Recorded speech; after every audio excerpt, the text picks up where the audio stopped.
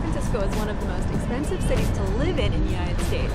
But does that mean it's one of the most expensive to visit? Not necessarily. It's actually one of the cheaper places to visit if you do your homework, which is what we're going to show you in this video. Transportation is not that expensive, accommodation is not that expensive, and most of the stuff you can do in the city is actually free. Now on to accommodation. As a first world destination, kind of like Sydney when we were doing the How Expensive is Sydney video, you can expect to pay more in San Francisco, but our trick to staying here has been Airbnb, specifically renting a single room in a shared complex. So it's one room with a shared kitchen, shared bathroom, kind of like you're living in an apartment with roommates. Now since we've been here, we've actually had no roommates, so it's been actually really wonderful. We've had a place all to ourselves. The prices of hotels vary depending on where you're staying in the city. They're probably your most expensive option. So hotels for us is out. But if you're like on an extreme budget, it is legal to sleep in your car. So around the city, we've seen so many different vans, RVs, huge buses that have been converted into living spaces, and they're just parked all around because that's something you can do. As long as they move these vehicles for street cleanings, the city's happy to have them there. So it's kind of odd. Like you can just rent a car, you can stay in your car. If you have an RV or you have a van that's converted and you can stay in it, you can do that. This is all helped by the fact that there is a lot of free parking around the city. If you're not like specifically downtown or like where the big skyscrapers are, and you're kind of in the city next to Colloquial Park, there's tons of free parking. You can stay in a hostel for about $38 a night per person. Now that price may vary depending on like availability of the seasons and stuff like that. But I think, honestly, the best bet, especially if you're traveling with someone else or you have multiple people, staying in an Airbnb that has like a shared kitchen unit, shared bathroom area is the cheapest way to go. All right, now to transportation. So there are three different types of transportation when you're in San Francisco. There is the public transport, there is Uber and Lyft, and then you can rent your own car like we already said. Public transportation around the city is super easy to navigate. As you can see behind me, these buses are called Muni. They're part of the Muni line, and they're only $3 to ride. In addition to this, there's BART, which connects the entire Bay Area and is also super inexpensive. Not as inexpensive as New York City because it's not just a flat rate. The rate is depending on how far you go. Like if you go from San Francisco to Oakland, it's only $5. But if you go from San Francisco to the airport, it's $5 plus a $5 airport fee. You get a discount if you buy a Clipper card, and that's eligible for buses, the BART, the light rail, and even the ferry system, which we haven't even talked about yet. The ferry system is the best way to see the bay. You get on a ferry, it's varying prices if you go to Sausalito or Oakland, or there's like I think 8 different stops from the ferry terminal in San Francisco, and you just go out on the bay and you will have an amazing day. Like honestly, it's the best money on public transportation you're gonna spend while you're here. So public transportation in the city is great and inexpensive unless you're coming from the airport. And then there's the option of taking Uber or Lyft, and if you do a shared ride, like this is crazy, sometimes it can actually be cheaper than BART or the Muni to get across the city because of what the demand is and just the algorithm. And then there's the option of a rental car, which is probably the most expensive option unless you have a large group of people. Parking in San Francisco isn't necessarily that crazy. Here in the city, especially if you do the Airbnb thing that we talked about earlier, it is not going to be hard to find parking on the street next to your Airbnb. Honestly, unless you're in the financial district in the center, which I don't think there are any Airbnbs there that are going to be inexpensive, you're not going to find parking there. But if you're anywhere else in the city, you can find parking on the street literally everywhere. It's a lot easier to rent a car here than we thought it was. And if you're already going to rent a car for Napa or Sausalito or going up to the Muir Woods, like you can just rent a car for the time you're in San Francisco and it would actually be cheaper than taking public transportation everywhere. Or if you're up for an adventure, you can rent one of these bad boys and ride across the city. They come with 2 helmets, and all you have to do is scan the QR code on the bike to get started. So now we're at Devil's Teeth Baking Company here in Sunset. We're trying to get a biscuit sandwich.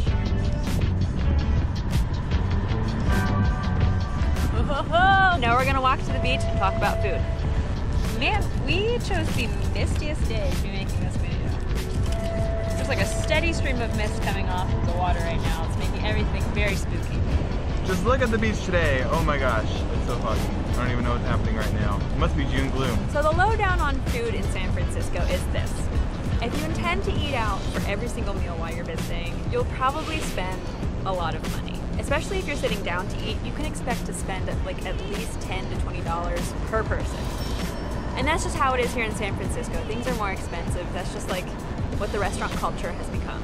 So we've done a lot of eating out while we've been here, and we found that like getting takeout from places is really the cheaper way to go. You can get a huge super burrito from the Mission District for like $12. That's easily 2 meals. You can get a burger from In-N-Out that's $4. You can get takeout Thai food for $11. You can do a picnic in the park with some San Francisco sourdough for less than $10 for 2 people. And if you're trying to go to some really touristy spots, you can get a chowder bread bowl at Boudin for like $12. And you can even spend $14 on a Sunday at Ghirardelli Square. Like, you have all of the options, cheap and not so cheap. But of course, our favorite thing, and like it's always been our go-to, is that we get grocery items and we go sit out in a picnic in one of San Francisco's beautiful, numerous parks, and you enjoy the scenery and the city, and you just enjoy being outside while picnicking. Now, we've treated ourselves here today. We have a ridiculous breakfast sandwich. It cost $8.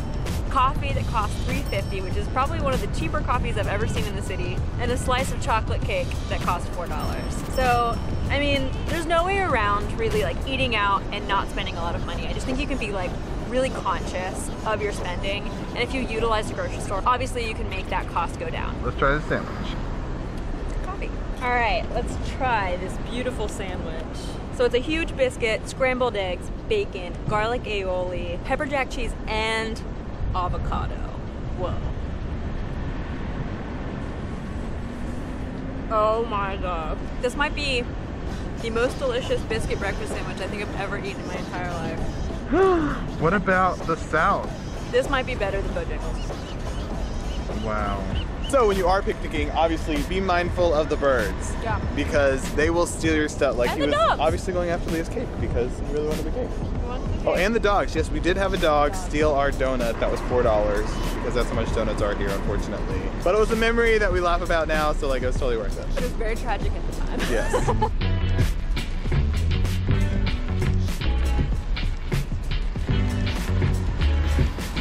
As always, we're going to show you some grocery store items and show you Bay Area prices. Milk is always way expensive. Even the cheapest butter is still kind of expensive. Pistachios is $10. Fruit will cost you $5. Blueberries are $7. Apples are okay. Bell peppers are way too much. Oreos are $6. Pretzels are like almost $4. Doritos are $4.50. Like what?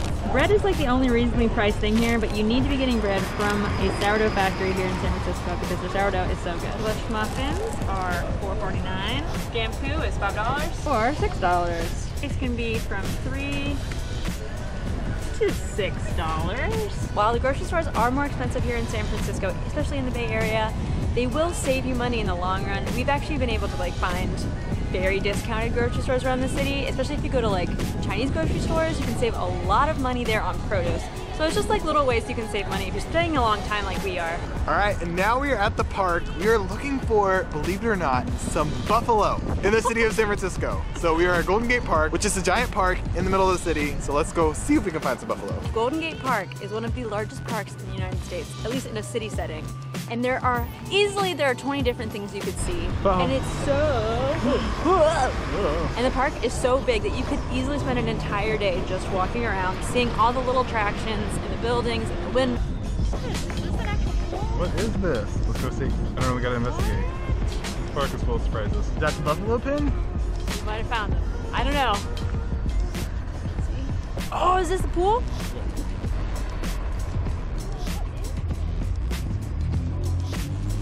You're never gonna believe me if I tell you. It's not like really clear. It's not for ducks. You guessing? What is it? It is for casting. These rings are where you cast out your line, and it's how to practice fly fishing. What? This tank was built for fly fishing practice. That is so random. I know, it's San Francisco. They think of everything. Couldn't find the buffalo. I don't know. This park is amazing. I think we got a little lost. It really is so big. It's ridiculously big. We gotta, I don't know, we're walking on the trail. Is this the archery? Is this archery? I don't know, I'm seeing brown mounds in the distance. God. I seriously thought you were tricking me. Like we weren't gonna be able to find them and that was the pen. We found them! There really are buffalo here. Why are there buffalo here? We gotta go investigate. Hands in. As you can see behind me, the mountains or the hills back there look amazing, and there is the Golden Gate Bridge. It's stunning. Now onto attractions. There are so many free things to do in the city. So you can walk the Golden Gate Bridge for free, or if you want to pay to bike it, you could rent a bike at a shop and then ride across it all the way to Sausalito and then drop your bike off in that little Italian village, and they will come pick you up with your bike and take you back into the city.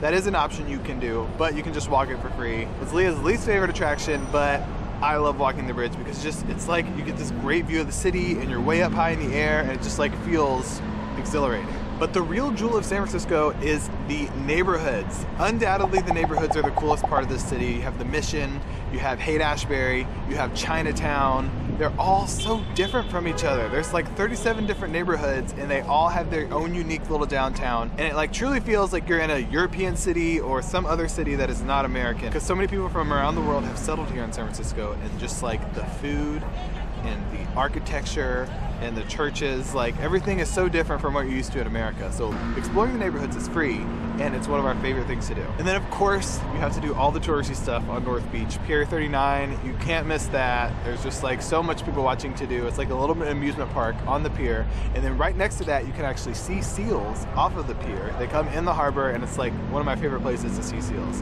Next to that, there is Boudin Bakery, which is the best place to get sourdough because you're truly immersed in like this bakery with bread flying above you, and just like it's full of activity.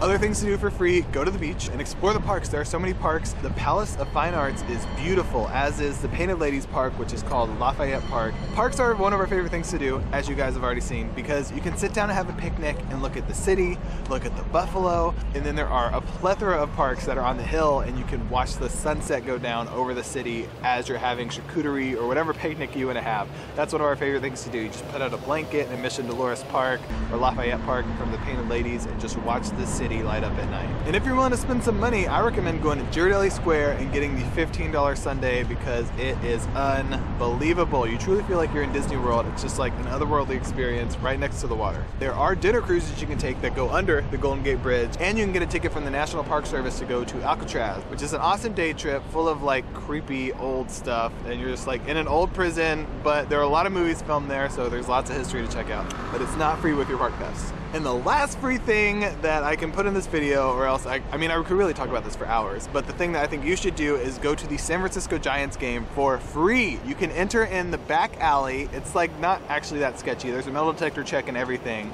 but it was something the city put in when they first built AT&T Park, which is now Oracle Park. And you can like enter this little, I don't even know what to call it, like a dugout in the back next to the outfield, and you're actually closer to the players than you would be if you paid for a ticket. So if the San Francisco Giants are in town, you should definitely go to a baseball game. And that is it for attractions, because we would be here all day if I talked about the city, because I love it here so much. Because we were able to save on accommodation with Airbnb, we can use the remainder of our budget primarily on food, because getting ourselves around the city with public transportation is so inexpensive. After one day in the city and a few nice meals, our day came to $147.50. All right, and that is it. This place is beautiful. You need to come here like today. We hope we've convinced you that it is possible to do San Francisco on a budget. We've been doing it for a while now, and it really is possible. You guys, we have company. Oh my gosh, and they can jump rope. Also, there are like a weird amount of ravens in this city. I don't know if that's like, from me coming from the East Coast, I have never seen so many ravens in my entire life. As soon as you look back, he stops. Wait, ready? Go. Not looking. I'll tell you when he's walking. Try right. I'll do this when he's walking.